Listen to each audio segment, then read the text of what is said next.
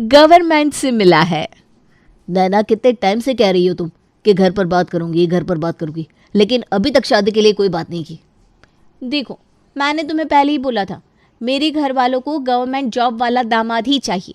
लेकिन तुम हो, तुम्हें तो अपना बिजनेस करना है जो ठीक से चल भी नहीं रहा। अरे तो क्या हो गया यार, अगर बिजनेस आज अच्छा नहीं चल रहा है कल चल जाएगा। अब शुरू में बिजनेस में थोड़ी दिक्कत तो होती है ना। वो सब कुछ मैं नहीं जानती। मैं तो बस इतना जानती हूँ कि मेरे मम्मी पापा को सरकारी नौकरी वाला दामाद चाहिए। अगर सरकारी नौकरी हो तभी मुझसे शादी के लिए बात करना। मुझे तो लगता है तुम्हारे मम्मी पापा से ज़्यादा तुम्हें सरकारी नौकरी वाला लड़का चाहिए, वरना अगर तुम मुझसे प्यार करती तो एफर्ट लगाती मुझसे शादी करने के लिए। बिजनेस करता हूँ, कोई आवारा नहीं हूँ। समीर को नैना की बातों का बुरा लगता है, इसलिए वो वहाँ से चला जाता है। कुछ दिन बाद, बेटा तेरे लिए ये रिश्ता आया है, ज़रा एक बार लड़के की फ़ोटो तो देख ले। लड़के की सरकारी नौकरी है। अच्छा, तब तो मैं फ़ोटो ज़रूर देखूंगी। दिखाओ मम्मी। नैना की मम्मी उसे लड़के की फ़ोटो दिखाती है। वैसे दिखने में तो लड़का ठीक ही है, और मुझे तो वैसे भी सिर्फ गवर्नमेंट जॉब से मतलब है। गवर्नमेंट जॉब है तो सैलरी तो अच्छी होगी।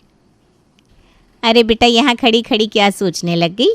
लड़का भी अच्छा है और परिवार भी अच्छा है, और सरकारी नौकरी तो है ही। मैं तो कहती हूँ रिश्ते के लिए हाँ करते। आजकल वैसे भी ना सरकारी नौकरी वाले लड़के आसानी से नहीं मिलते।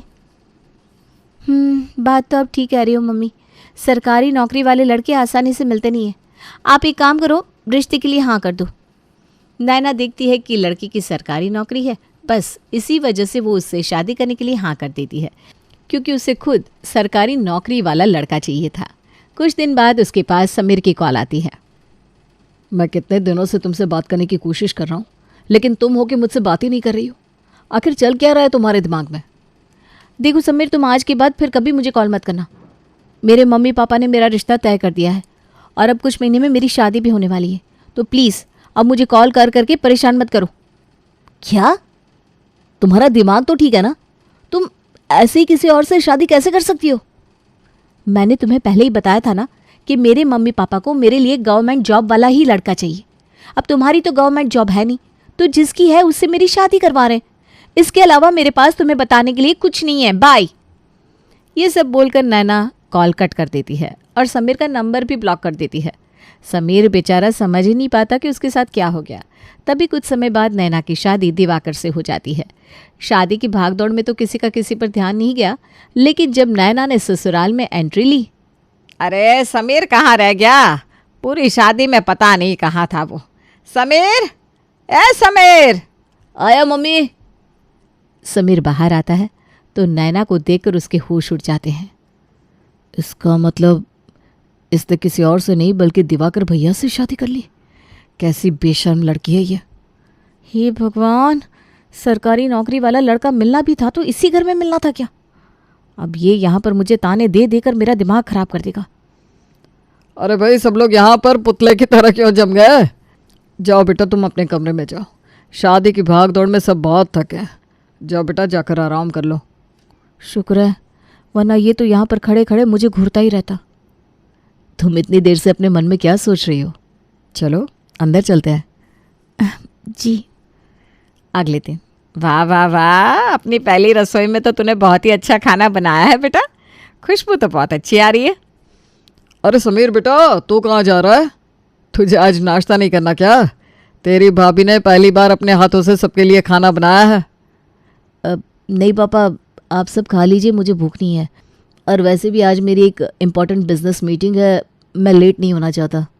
अच्छा ठीक है बेटा, कोई बात नहीं, लेकिन बाहर कुछ खा लेना। हाँ जी मम्मी।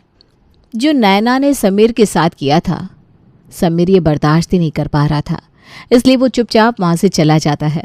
कुछ दिन बाद, ये देखो नैना, मैं तुम्हारे लिए ये नई साड़ी लेकर आया हूँ। देखो तो खोलकर कैसी है। वाह समीर जी, ये साड़ी तो बहुत ही सुंदर है, लेकिन आप क्या मेरे लिए एक ही साड़ी लेकर आए हो? हाँ, अभी तो एक ही लेकर आया हूँ, लेकिन अगर तुम्हें और चाहिए तो मैं ज़रूर ले आऊँगा। नहीं नहीं, आप क्यों परेशान होते हो? आप एक काम करना, आप मुझे शॉपिंग के लिए 20,000 रुपये दे देना, मैं मार्केट जाकर खुद ही साड़ी खरीद कर ले आऊँगी। क्या 20,000 रुपये?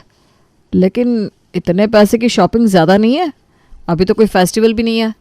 अरे फेस्टिवल नहीं है तो क्या हो गया, अब मेरे पति की गवर्नमेंट जॉब है, इतनी अच्छी सैलरी है, तो क्या मैं अपने लिए थोड़ी बहुत शॉपिंग भी नहीं कर सकती?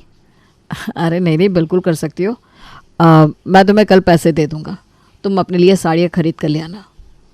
नैना अगले दिन मार्केट जाती है और मार्केट से खूब सारी महंगी महंगी साड़ियाँ खरीद कर ले आती है। कुछ दिन बाद नैना किचन में खाना बना रही थी, तभी समीर किचन में पानी पीने के लिए जाता है, लेकिन नैना को देखकर उसका खून खौल जाता है। आज तक मैंने तुम जैसी बेशर्म लड़की नहीं देखी। अरे शादी करनी ही थी तो किसी और सरकारी नौकरी वाले से कर लेती। मेरे भाई की जिंदगी बर्बाद करना जरूरी था क्या? क्या बोला तुमने? मैंने तुम्हारे भाई की जिंदगी बर्बाद कर दी? मेरे जैसी बहू मिल गई ना तुम्हारे घर वालों को, शुक्र मनाओ। किस्मत तो तुम्हारे भाई की है जो मैंने उससे शादी की, वरना मुझसे शादी करने के लिए लड़कों की लाइन लगी हुई थी। अगर एक बार तुम्हारी सच्चाई का पता लग जाए ना सबको, तो दुनिया का कोई लड़का तुम जैसी लड़की से शादी नहीं करना चाहेगा। बस पैसों के लिए तुमने भैया से शादी की है, वरना मैंने तुम्हें जितना प्यार किया है ना, कभी कोई और कर ही नहीं सकता। प्यार प्यार प्यार, अरे क्या होता है ये प्यार? हाँ, अगर इतना ही प्यार होता ना तुम्हें मुझसे, तो सरकारी नौकरी के लिए मेहनत करते। और पैसा तो सबको चाहिए, लाइफ में थोड़ा सेफ होकर चलना पड़ता है, और सरकारी नौकरी से ज़्यादा तो कुछ भी नहीं है। अभी तो तुम मेरे सामने ये सब बातें बोल रही हो। कैसी लड़की हो तुम? पता नहीं मैं यहाँ पर पानी पीने के लिए आया ही क्यों। तुम्हें देखते ही सारा मूड खराब हो गया। नैना अभी भी जानबूझकर समीर को नीचा दिखा रही थी, तो समीर गुस्से में वहाँ से चला जाता है। कुछ दिन बाद, अच्छा नैना, परसों तुम्हारा बर्थडे है, तुम बताओ तुम्हें अपने बर्थडे पर क्या गिफ्ट चाहिए? वैसे सच बताऊं, मुझे ना इस बार गोल्ड नेकलेस देने का मन है। मैंने ज्वेलर की शॉप पर बहुत सारे अच्छे अच्छे डिज़ाइंस देखे थे। अच्छा ठीक है, अगर तुम्हें गोल्ड का नेकलेस लेना है तो कल हम ज्वेलर के पास चलेंगे, तुम्हें वहाँ पर जो भी पसंद आए तुम खरीद लेना। दिवाकर नैना को अगले दिन ज्वेलर की शॉप पर लेकर जाता है और नैना वहाँ से सबसे महंगा वाला गोल्ड नेकलेस खरीद कर लाती है। कुछ दिन बाद उसकी एक फ्रेंड उससे मिलने के लिए उसके ससुराल आती है। अरे वाह नैना, ये जो तूने नेकलेस पहना है ये असली है क्या? तभी समीर वहाँ से गुजरता है तो नैना जानबूझकर कहती है, और नहीं तो क्या, अब मेरे हस्बैंड की गवर्नमेंट जॉब है तो नेकलेस तो असली पहनूंगी ना। पूरे 2.5 लाख का है। दिल आ गया तो उन्होंने दिला दिया मुझे। एक बार मैं जिस चीज़ पर हाथ लगा देती हूँ ना, उसी वक्त मेरे सामने वो चीज़ हाजिर हो जाती है। तू तो बहुत लकी है यार, तुझे इतना प्यार करने वाला पति मिला है। अरे यार क्या तू भी ये प्यार का राग आलापने लग गई। अगर पैसा ना होना तो प्यार का कोई मतलब नहीं होता। जो तुमसे प्यार करता है वो तुम्हारे लिए अच्छा पैसा भी कमाएगा। ये तो क्या बोल रही है नैना, ऐसा थोड़ी ना होता है। हाँ मानती हूँ कि पैसा जीने के लिए ज़रूरी होता है, लेकिन प्यार को पैसों से थोड़ी ना तोल सकते हैं। तभी समीर कहता है, ये बात कुछ लोगों को कभी समझ में नहीं आ सकती।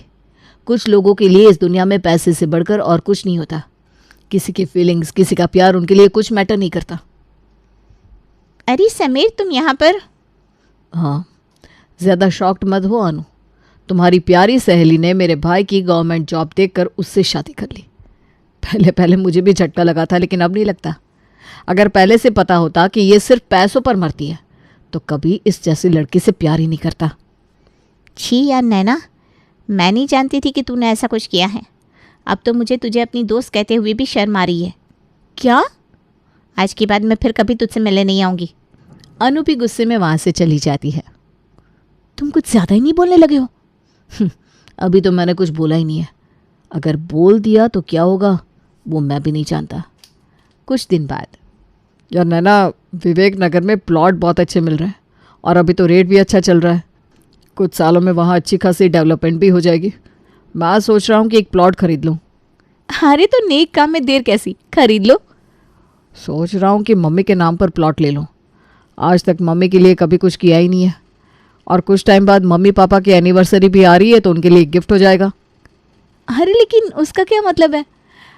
कल को प्लॉट तो मम्मी पापा हमें ही देंगे ना, तो उनके नाम से प्लॉट लेने से अच्छा है कि आप मेरे नाम से ही प्लॉट ले लो।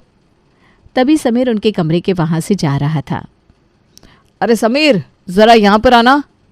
जी भैया। मैं ना विवेक नगर में तुम्हारी भाभी के नाम पर एक प्लॉट खरीदने की सोच रहा हूँ। अभी मेरे पास थोड़े पैसे कम पड़ रहे हैं। अगर तुम्हारे पास कुछ हो तो मुझे दे दो, मैं तुम्हें धीरे धीरे करके लौटा दूंगा। अरे इसके पास पैसे कहाँ से आएंगे? ये तो कोई नौकरी भी नहीं करता। सरकारी तो छोड़ो, इसके पास तो प्राइवेट जॉब भी नहीं है। लगता है तुम भूल गई थी कि मेरे भाई का अपना बिजनेस है। हाँ, पहले इसका बिजनेस इतना अच्छा नहीं चल रहा था क्योंकि नया नया था, लेकिन अब तो ये मुझसे भी ज़्यादा कमाता है। मेरी सरकारी नौकरी तो इसके बिजनेस के सामने कुछ भी नहीं है। क्या? मेरे पास पैसे तो है भैया, लेकिन ये पैसे देना बाद में लेना ये पंगा मुझे समझ में नहीं आता। मैं क्या कहता हूँ, आपको भाभी के नाम से प्लॉट लेना है ना तो बाद में ले लेना। अभी मम्मी पापा की 50th एनिवर्सरी है, तो हम दोनों भाई मिलकर मम्मी पापा के नाम से प्लॉट ले लेते हैं। बाद में जैसा भी होगा आधा आधा कर लेंगे। वैसे बात तो तुम्हारी भी ठीक है। माफ़ करना नैना, लेकिन इस बार तो हम दोनों भाई मम्मी और पापा के नाम से ही प्लॉट लेंगे।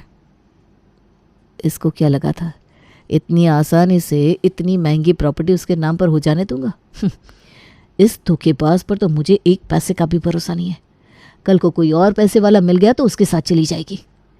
नैना के नाम पर प्लॉट लेने का डिसीजन नहीं हुआ। इससे ज़्यादा हैरानी नैना को इस बात की थी कि समीर ने अपने बिजनेस से इतने समय में इतने पैसे कमा लिए। कुछ दिन बाद, अभी मेरी शादी को बस 1 साल हुआ है और 1 साल के अंदर अंदर इसने अपने बिजनेस में इतनी प्रोग्रेस कर ली। अगर मुझे पहले पता होता तो मैं इसी से शादी कर लेती। अब धीरे धीरे समीर के इतने अच्छे चलते हुए बिजनेस को देखकर नैना को अपने डिसीजन पर पछतावा होने लगा था। तभी कुछ दिन बाद, अरे वाह, घर के बाहर चमचमाती हुई नई गाड़ी, ये तो बहुत महंगी लग रही है। अरे हाँ, ये तो वही गाड़ी है जो उस दिन हमने शोरूम में देखी थी और मुझे ये बहुत पसंद आई थी। लगता है दिवाकर जी ने मेरे लिए ये गाड़ी खरीदी है। तभी दिवाकर और समीर वहाँ पर आते हैं तो समीर को देखकर नैना जानबूझकर कहती है, thank you so much Diwakar ji, मैं नहीं जानती थी आप मेरे लिए इतनी महंगी गाड़ी खरीदोगे। आज मुझे समझ में आ गया कि आप मुझसे कितना प्यार करते हो।